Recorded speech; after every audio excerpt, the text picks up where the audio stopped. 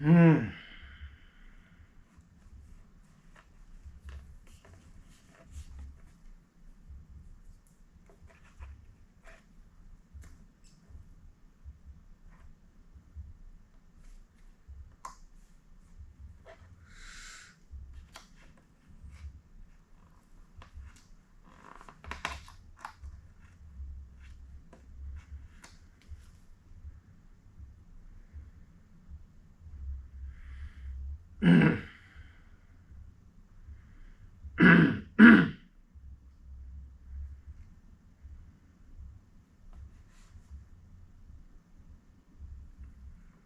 Like and subscribe to the channel.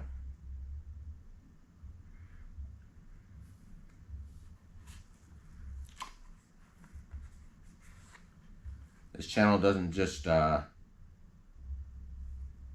pay for itself.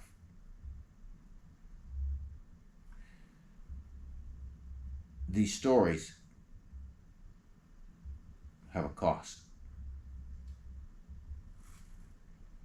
And America needs to pay me for what they've done.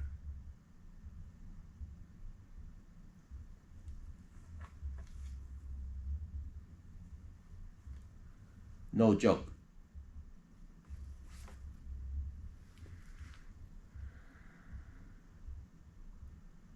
But we'll save that story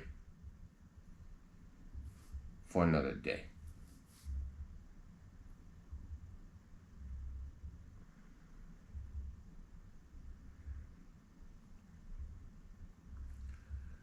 Tonight, we'll speak off the cuff again. Tonight, we're going to speak freely, relax, grab a drink, some ice water, some tea. You know, they got these nice tea like stews that you can buy now that taste like soup. Why don't you put one of those in your cup and sip at it? It's very invigorating. But let's get down to brass tacks.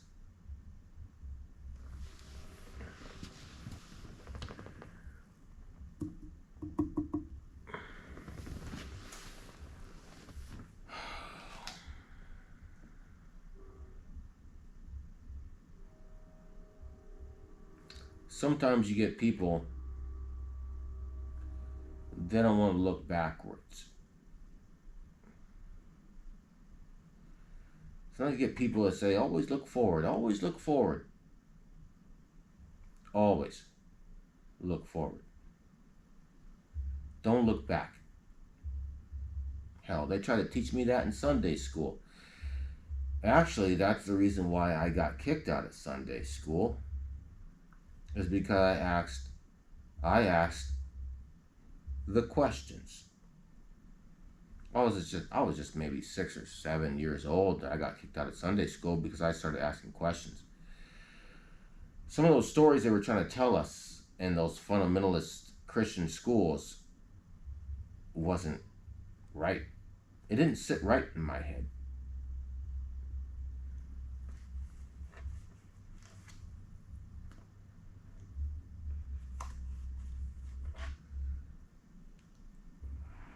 They used to teach us, if you look backwards, you turn to salt.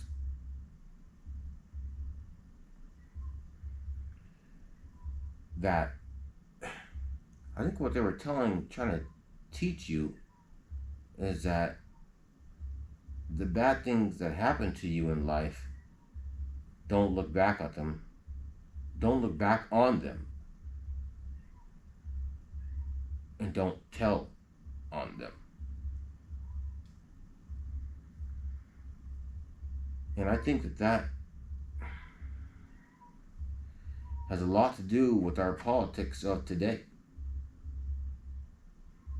And the reason why we can't get over some of these things. But I'm going to bring you the stories that I told you that the nation doesn't want to hear. The nation doesn't want to hear this stuff from a brother like me who grew up in their society. Give you the real deal and tell you how it was. They want to tell you that, oh no, if you grew up in a black neighborhood, quote unquote, it was bad or everything was horrible and stuff like that, you know. But I'm going to say that story for another. I'm going to say that story for another day.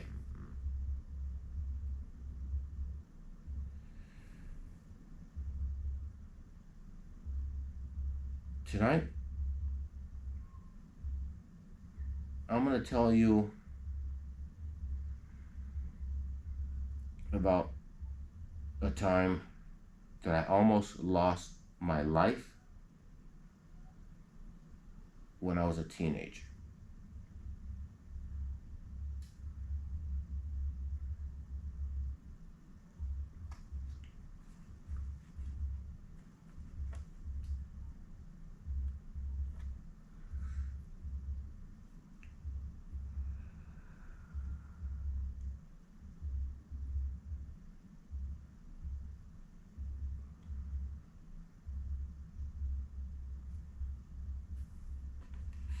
No, it ain't easy. It ain't easy to talk about it.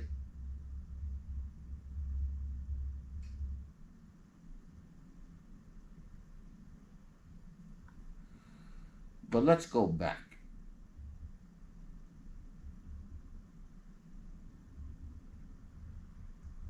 After a tragedy, a family member once told me, Frankie, stop looking back. Well, I'm looking back. Because I ain't gonna forget. And it shouldn't be forgotten. What happened, happened.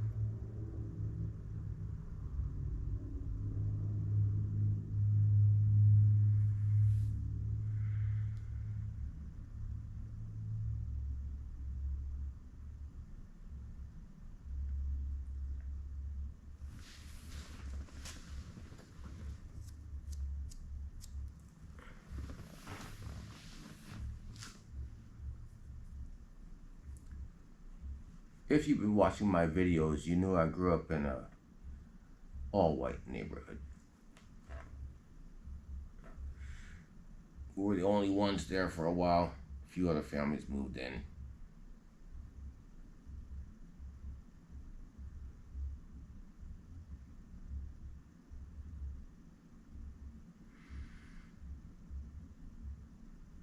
As I grew older, got in the 8th grade,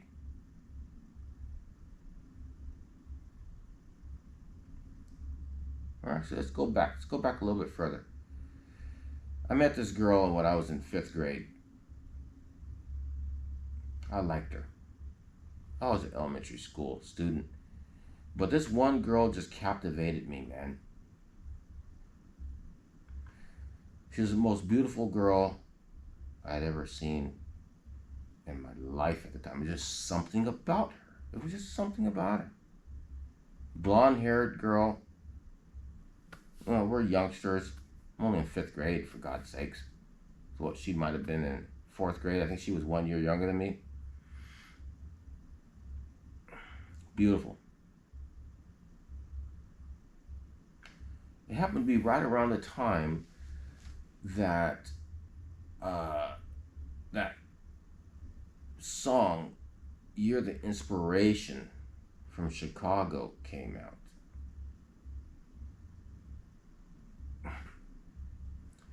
I used to listen to the radio shows late at night. There were some parts in the nation where we teenagers used to lay next to our bed and listen to the radio shows at night. and they would play love songs and stuff. And every once in a while, they would take a break and give these dedications. They'd give dedications and stuff. People would call in and say, my name's this, this is Frankie to Sandy, or something like that. And they would dedicate that song to her. Well,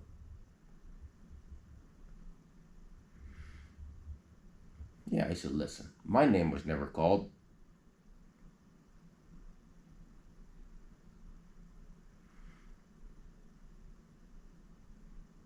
And that sucked. That was the drawback, kind of, growing up in all-white neighborhoods. My name was never called.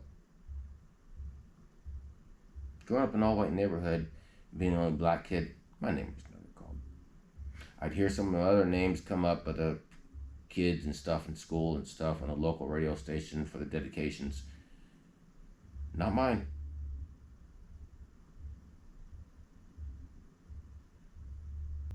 And there's an attractive man behind this mask.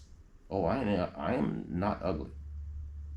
And even if I was, my personality would make up for it.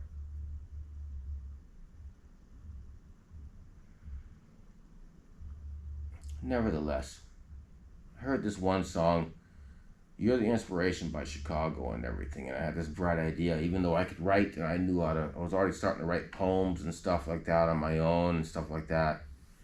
I was always a reader and a writer and stuff like that, but nevertheless, I had this bright idea in 5th grade to write this girl, and I wrote down word for word, You're the Inspiration by Chicago.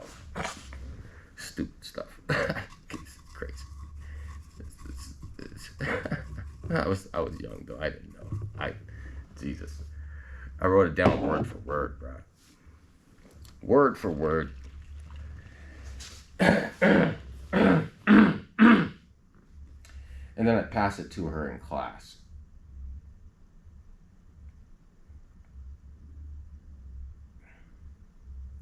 The next day, I got a folded up note passed to me by another student in class. You see, I grew up in a time, remember those times where we used to have the elementary school classrooms with the folding doors that separated multiple classrooms, and sometimes they would meld all the classrooms together and folded these big, huge doors that were on these big hanging swingers, and they would fold, and then all of a sudden all the classes were together and we'd all play or throw a ball throughout the class. What happened to those times? You can't do that anymore now. What happened to America?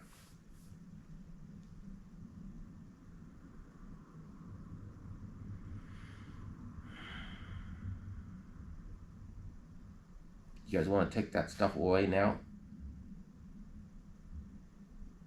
From my children.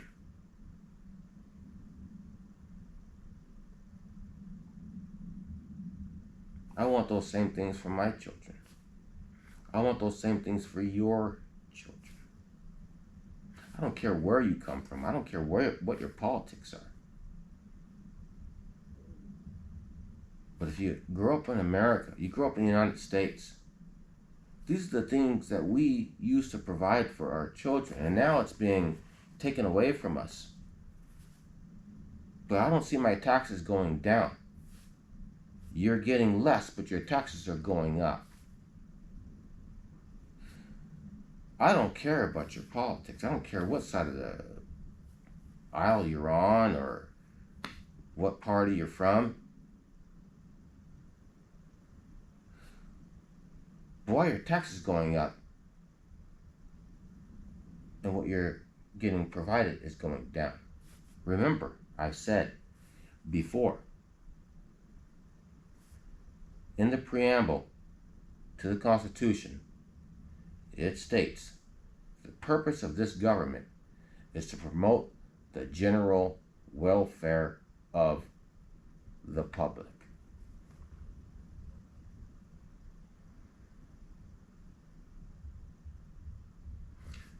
Otherwise, what are you paying shit for?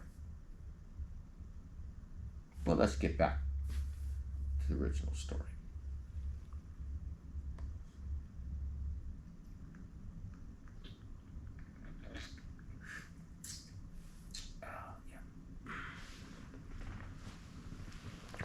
Anyways, yeah, I wrote her.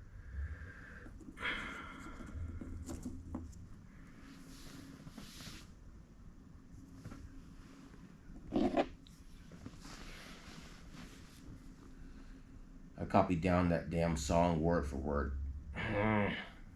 Bad idea. It was a popular song at the time. I thought I'd come on to something new. She writes me back the next day. I get the note. I got all happy and everything because another girl had given it to me. Her friend gave it to me. And it says on it, I know that song. She knew the song. And she said no, because I had asked her out. And might have asked her out. Because back then, asking a chick out was a big deal. It was a big deal. I mean, that's a big deal. To ask a chick out in a note. I get a note back saying she recognized the song, and she said no. Broke my heart, man. But I also felt embarrassed. I felt embarrassed because she knew that at that time, I had not been authentic. I wasn't myself. I wasn't being real. I was being inauthentic.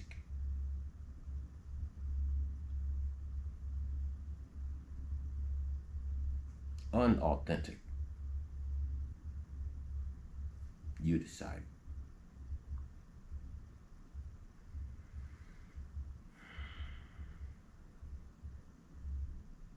Seems to me we got a lot of sons of bitches out here in the world today being unauthentic also.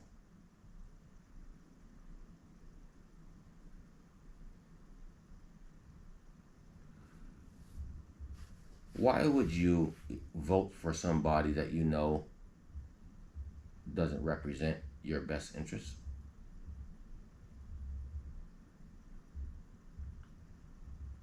Why is it so important to you to hurt the people next to you? I mean, there's got to be something fucking supremely wrong with you in order to do that. The reason why this nation is where it is today is because of people voting and conducting themselves in a way to hurt their neighbor. What all everyone's trying to do is live and eat and provide for their children. Why would you try to make it harder for everyone else? That is not the American way.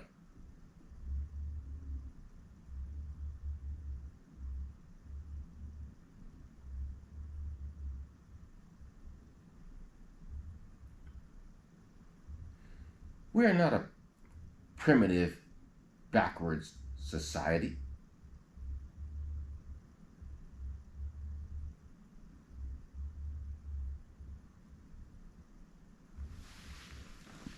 It doesn't make any sense. It makes no sense.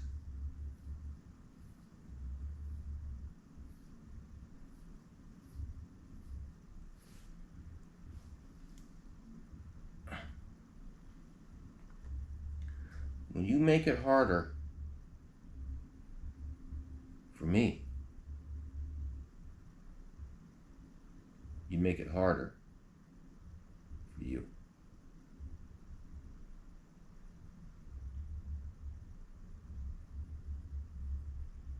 Stop being posers. Stop being unauthentic or inauthentic. You decide. You decide.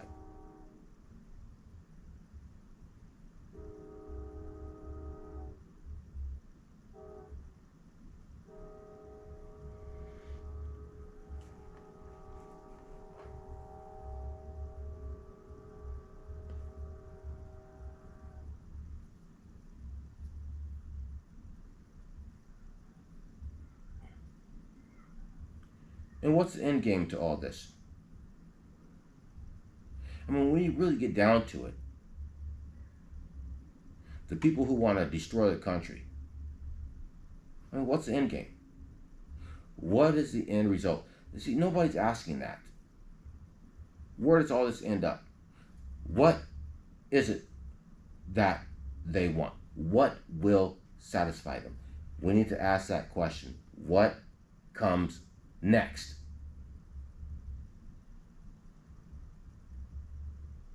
What is the goal here? What is the finish line?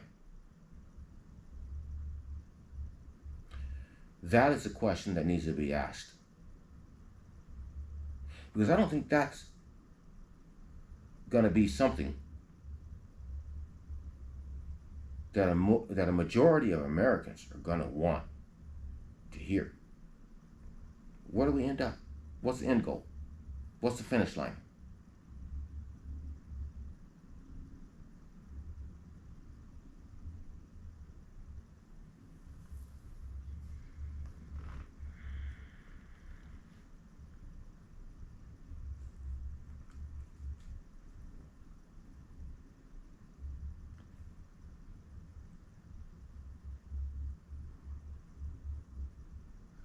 Because we need to hear that answer. I would like to hear that answer.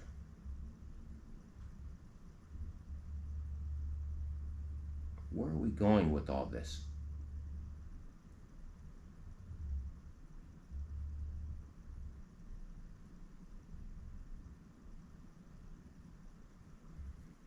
Anyways, I really liked that girl. Sandy. She was a nice girl. Beautiful as all get out. Even at, man. But I had screwed up. Wrote her a letter that she knew I'd forged. I never did nothing like that again. But years later,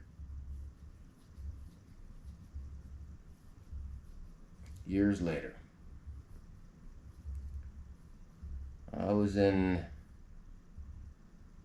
8th grade by now. Years later, about 3 years later, I was in 8th grade. She moved across the street. From me and went to my middle school. And I met her again. I had 3 years to sit on it.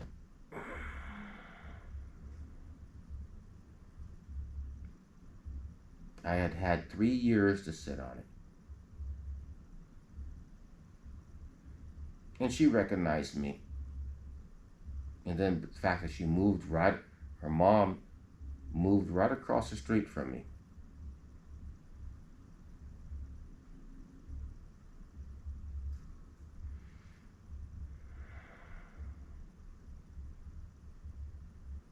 And she started hanging out with my friends. I was the only black kid in the neighborhood at the time.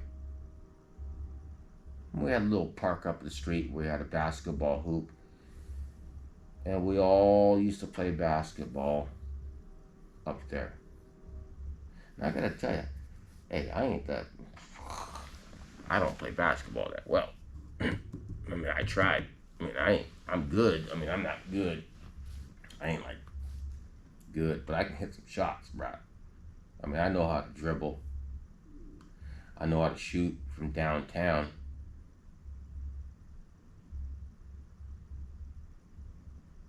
And she saw that. All my white friends, I'm playing against all my white friends, and I was the best out of them, bro. I had a little style. I had a little bit of movement. You know what I mean? I know how to move. And I could tell that over time, she was coming up to the park and watching me play with all my friends and everything. And I had the feeling, hey, something's changed here. You know what I mean? Something's changed. Hey, hey, hey, hey. I saw her looking at. What is this? So I did the unthinkable at that time in 8th grade. I was on the cusp of 8th grade summer. I was almost going to be a freshman, but it was on the cusp. It was like by that time, it was the summer between 8th grade and going to freshman school. Going to freshman.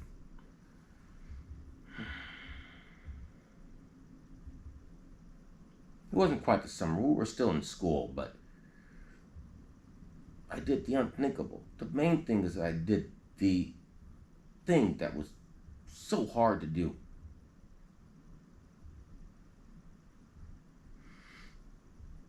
There was a young kid that lived right next door to us that had grown up with me.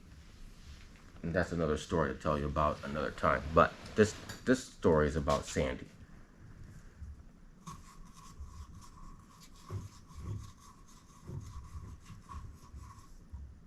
So yeah, one day, after she had been looking at me for a while,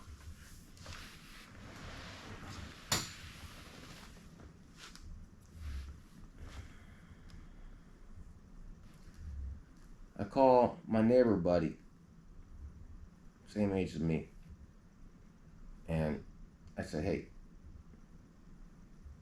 I need you to come out and stand in front of our house with me because I just need you to be my backup, man. And I want you to put your headphones on. We used to have headphones back then, a little Walkman and everything. We had headphones and stuff, right? I told him, because I was scared, bro, that I was going to do this. And I just needed to make sure, I don't know, it was such a stupid idea, but I just needed somebody to be there, just in case I got crushed. And so that he could hear, and so that I had some kind of fallback or whatever. I don't know, man, why I did that. But I had him come out, put his headphones on, and pretend like he was listening to his headphones, right? But he wasn't playing nothing on his headphones. I just wanted him to stand out there with me. So we walked out to the front of the fence, and I told Sandy to come out of her house, which was right across the street now that she had moved in. And I asked her out. It was just simple. I said, hey, hi Sandy, I think you like me. I like you, and I just wanted to know if you might want to go out with me. And the most beautiful blonde-haired, blue-eyed girl you could imagine. She said yes. And I was like,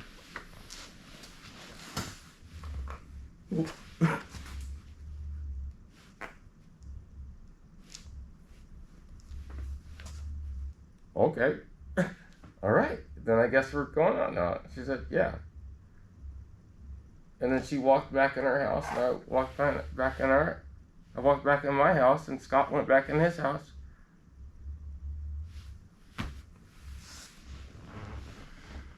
Montgomery Scotty walked back in his house, and the beautiful Sandy walked back in hers. And then I went back to my house, And then me and Scott called each other and was like, yeah, Jesus, holy crap, whoa, the tension, what I had just done, the tension. But it was because I was authentic.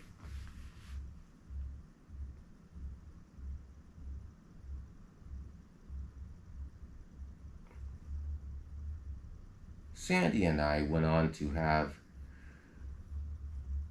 I want to say, about 3.5 year relationship after that. We grew up together.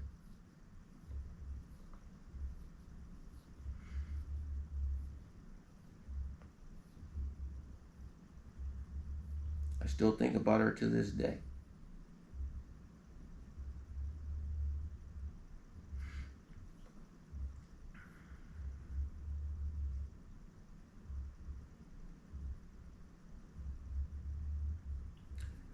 Now, there were some hardships in those 3.5 years. Because when you're one of the few brothers in the neighborhood and you're dating the finest white girl in town,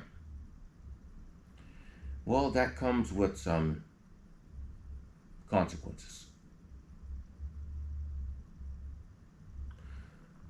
I'm gonna save that for my next video. If you want to hear about it, you need to subscribe to my channel. All of my stories are authentic and they are real. These are lessons that I want to teach the nation. And some of the stories that are going to come from my channel are going to be hard to hear.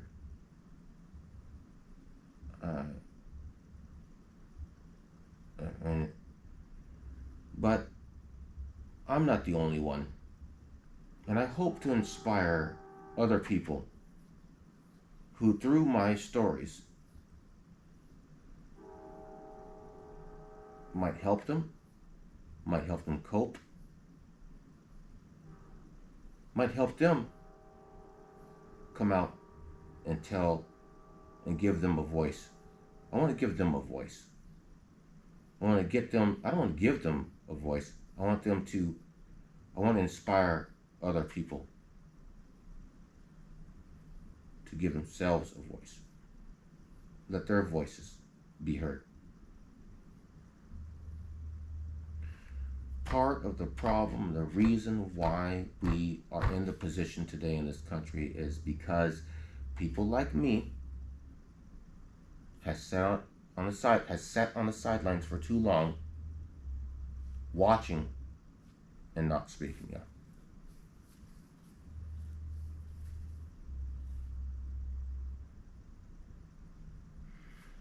There needs to be a line drawn soon. And it's sooner than I ever thought it would happen.